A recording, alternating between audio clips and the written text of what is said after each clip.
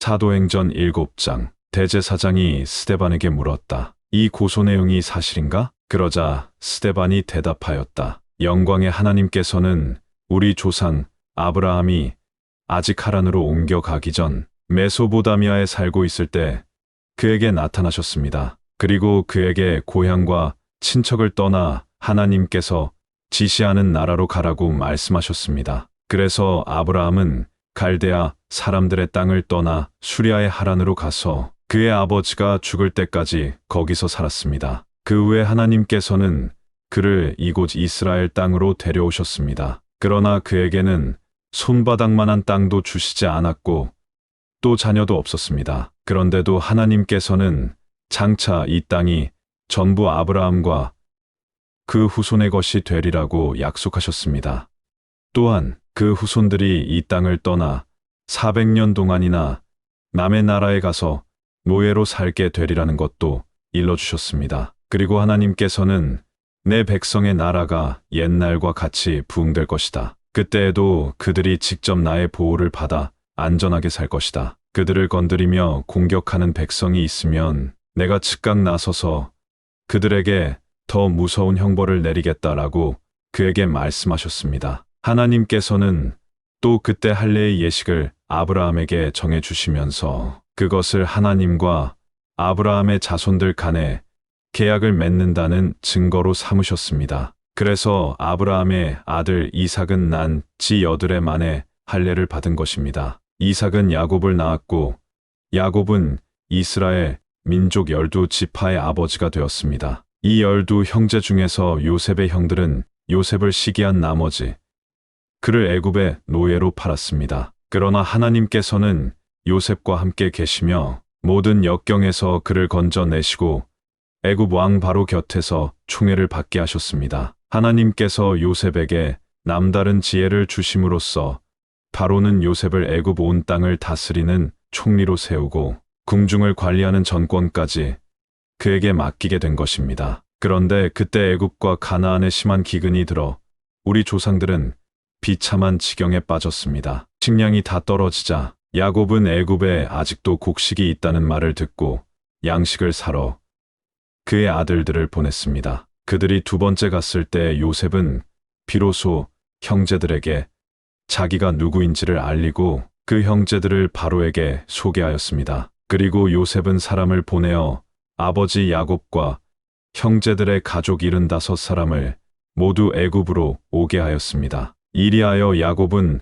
애굽에서 살다가 거기서 죽었고 그의 아들들도 거기서 죽었습니다. 그들의 유해는 모두 세겜으로 운반되어 그곳 묘지에 묻혔는데 그곳은 전에 아브라함이 세겜에 살던 하몰 자손에게서 사둔 곳이었습니다. 하나님께서 아브라함에게 하신 약속, 곧 노예에서 해방시켜 주겠다고 하신 때가 가까워졌을 무렵 이스라엘 민족은 애굽에 엄청나게 퍼져 있었습니다. 그런데 당시 애굽에는 요셉의 내력을 알지 못하는 자가 왕이 되어 우리 조상들에게 포악한 정치를 하고 부모들을 강압하여 아이들을 내버리게 하였습니다. 모세가 태어난 것이 바로 이 무렵이었습니다. 그는 하나님의 마음에 드는 귀여운 아기였습니다. 그의 부모는 석 달 동안 그 아기를 숨겨 키웠습니다. 그러나 도저히 더 이상 숨길 수 없게 되자 그 아기를 버렸습니다. 그러나 그 아기는 곧 바로의 딸의 눈에 띄어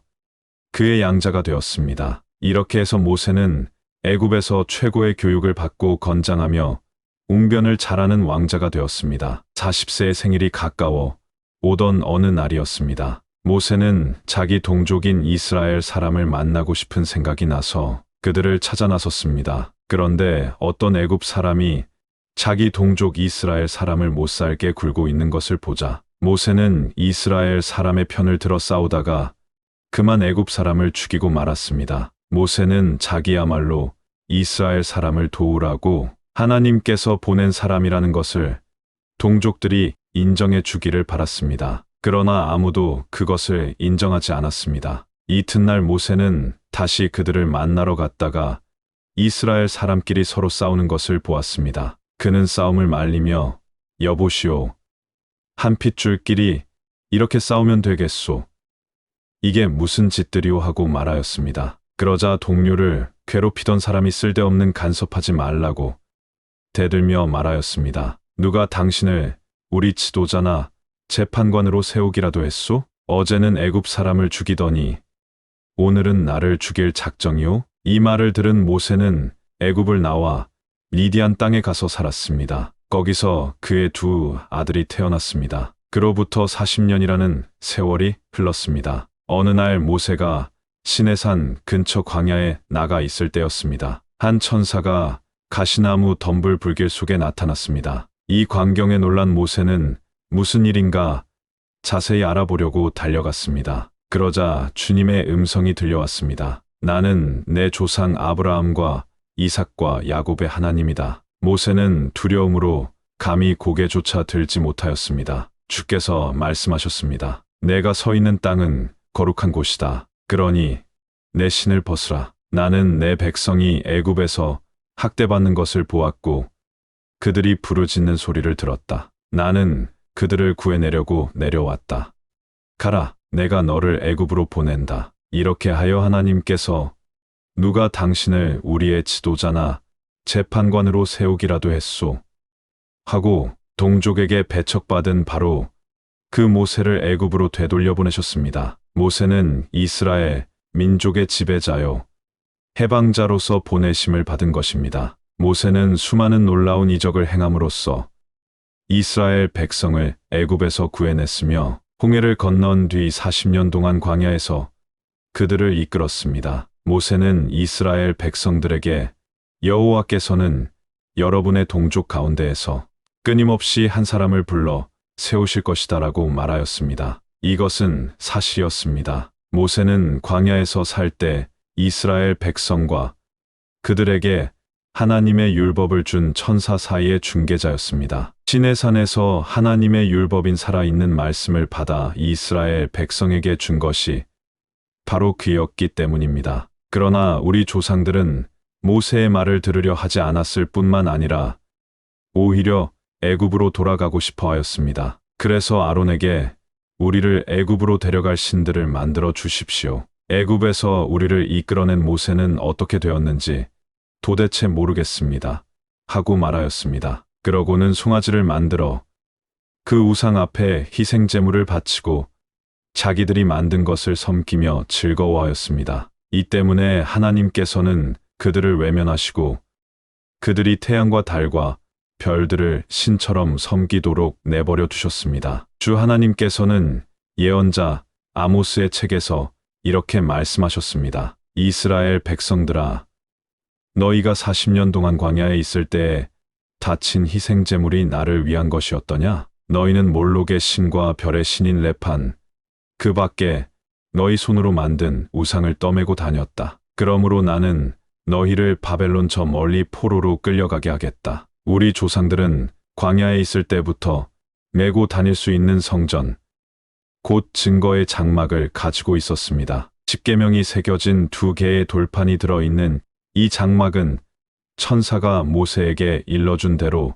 정확하게 만든 것입니다. 우리 조상들은 대대로 이 장막을 물려받았습니다. 그리고 여호수아의 지휘 아래 이방인 나라들과 전쟁을 벌여 새로운 땅을 점령하자 장막을 그곳으로 운반해 가서 다윗 때까지 보존하였습니다. 하나님의 크나큰 복을 받은 다윗은 야곱의 하나님을 위해서 영원히 보존될 성전을 건축할 특권을 달라고 간구하였지만 실제로 성전을 건축한 사람은 솔로몬이었습니다. 그러나 하나님께서는 인간의 손으로 지은 성전에는 머무르시지 않습니다. 주님은 예언자들의 입을 빌려 다음과 같이 말씀하고 계십니다. 하늘은 나의 보좌요, 땅은 나의 발판인데 너희가 나를 위해서 어디에 성전을 지을 수 있겠느냐? 내가 들어가서 쉴 수 있는 곳이 어디에 있느냐? 하늘과 땅은 내가 만든 것이 아니냐? 이교도처럼 목이 뻣뻣한 사람들이여,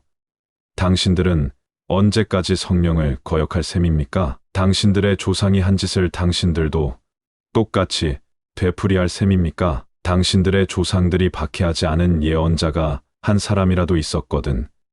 그 이름을 대보십시오. 그들은 의로우신 그분이 오실 것을 예언한 사람들을 죽였지만 당신들은 바로 그분을 배신하고 죽였습니다. 그렇습니다. 당신들은 천사에게서 받은 하나님의 율법을 당신들 스스로 파괴하고 있습니다. 유대인 지도자들은 스데반의 말을 듣고 화가 머리끝까지 치밀어 올라 이를 부드득 갈았다. 그러나 스데반은 성령이 충만하여 하늘을 우러러보았다. 그때 하나님의 영광과 하나님 오른편에 서 계시는 예수의 모습이 보였다. 그가 소리쳐 말하였다. 보시오. 하늘이 열리고 메시아이신 예수께서 하나님 오른편에 서 계십니다. 그러자 사람들은 손으로 귀를 틀어 막으면서 스데반을 향해 욕설을 퍼부었다. 그러고는 돌로 쳐 죽이려고 그를 성 밖으로 끌어냈다. 공증인들, 곧 사형 집행인들이 겉옷을 벗어서 사울이라는 청년의 발 앞에 놓았다. 그러나 돌들이 우박처럼 날아오는 속에서 스데반은 주 예수님, 제 영혼을 받아 주소서 하고 기도를 드렸다. 그리고 무릎을 꿇고 주님, 이 죄를 저들에게 돌리지 마소서 하고 큰 소리로 부르짖었다. 그 말을 남긴 뒤 그는 눈을 감았다.